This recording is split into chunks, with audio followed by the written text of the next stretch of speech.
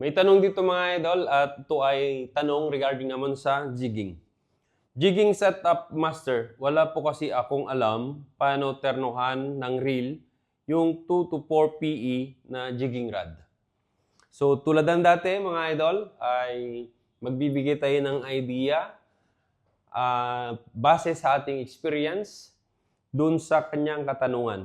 So ang tanong ni idol ay paano daw ba teternuhan yung kanyang rod na may line rating na 2 to 4 ang kanyang PE. So kung yung fishing rod ay overhead reel, ang iteterno mo dyan, idol, ay overhead reel. At kung yung fishing rod naman ay spinning, ang iteterno mo dyan ay spinning na fishing reel. So dahil alam natin yung line rating ng kanyang rod na 2 to 4 PE, ay mag-check tayo dito ng ating reel. Meron tayo rito 10,000 na series at meron naman tayong manual dito at check natin kung anong line rating ang tugma na fishing reel doon sa kanyang fishing rod. So base dito sa manual, total halos lahat naman ng fishing reel na pare-parehas ang series ay halos pare-parehas din naman yung size ng kanyang spool, or kung hindi man pareho ay hindi nagkakalayo. So dito, ang nakikita ko na reel na pwede doon sa line rating ay 6,000 series, 7,000 series, 8,000 series. So yun ang line rating ng 6,000 ay 2 to 4 PE.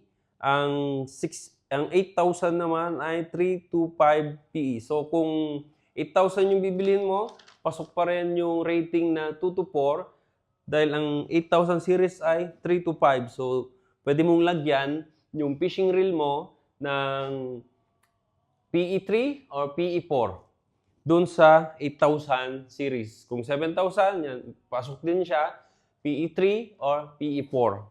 So, yun, idol.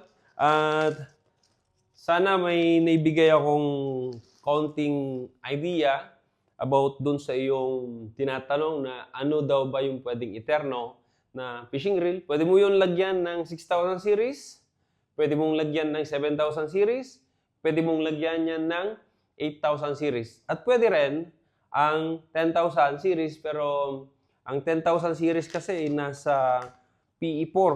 PE4 ba? Check natin to make it sure. Yeah.